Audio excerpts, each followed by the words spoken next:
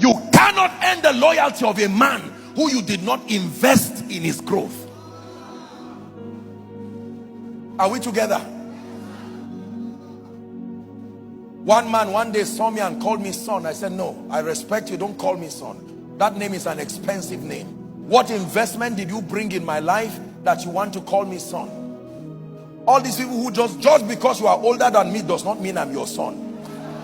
I must acknowledge that I'm your son.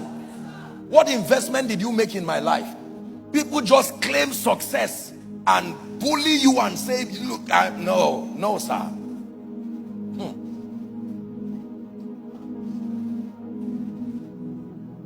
Are we together? The ability to harness. My question is, how many gifts have you driven this year? How many gifts? That houseboy you threw away, he may not be very intelligent, but he will never steal from you.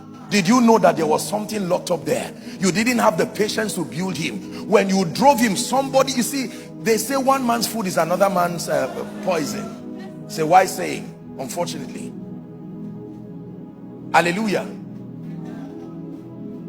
So you drive someone, and then before you know it, someone will receive that someone you drove and say, listen, I don't mind building you. Sincerity is what I've been looking for. And since this man looks for profit more than sincerity, let him keep looking for profit while I build profit out of sincerity. It is nobler to have sincerity first, then you can build profit out of it. How do you throw sincerity in search for profit? Hallelujah. Some of you have thrown some of the greatest gifts God gave you because you could not see. God gave you children and you threw all of them, speaking to them every day. I'm not proud of you. Look at this other person's child. At 21, they are already building a house. Shame on you. The way you are like this. No brain, no husband, no money, no nothing. You have brought me shame. And the children keep looking at you. And they said, all right, since you have officially proved that you do not believe in us, let's go and look for those who believe in us. And then they come and meet someone who says, you know what? I see that you have a lot of problems. You just need to learn. Sit down. This is what Jesus did to them. He gathered these ordinary men and said, gentlemen, sit down and watch what I make out of your life. After 3.5 years, even though they ran away, when he came back as a leader, he still gathered them. He said, I understand. Even me, I was afraid at some point. I don't blame you. And when they saw his ability to harness them, they died preserving the gospel. Do you want people to be able to die for you? You think it's everybody that can die for you? Let trouble come. That's when you know they never believed in you. They were just with the ceremony of salary. They never believed in you. Many leaders today are pained because they did not invest in people. They only recruited people.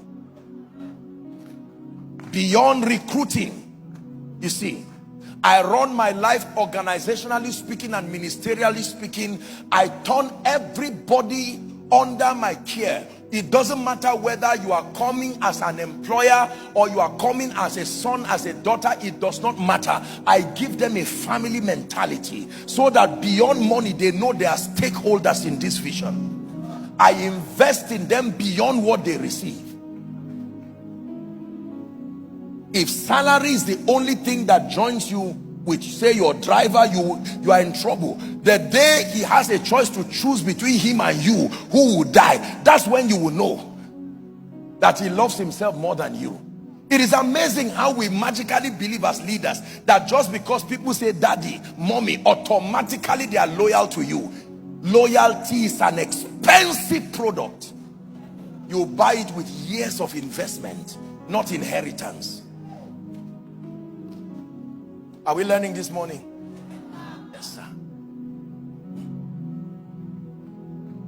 I once met a gentleman, true story, I think 2 or 3 years ago.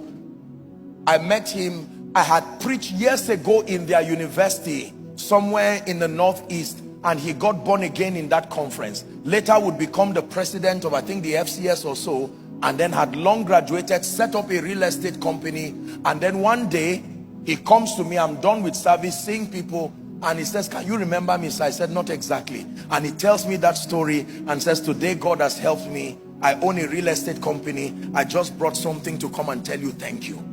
Don't be annoyed.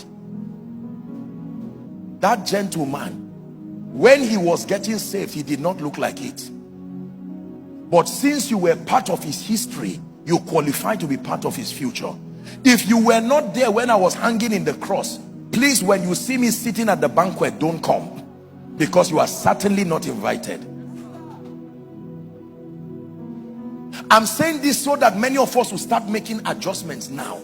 There are people you need to call to say, come, I can still work on you. Come back, come, I can work on you.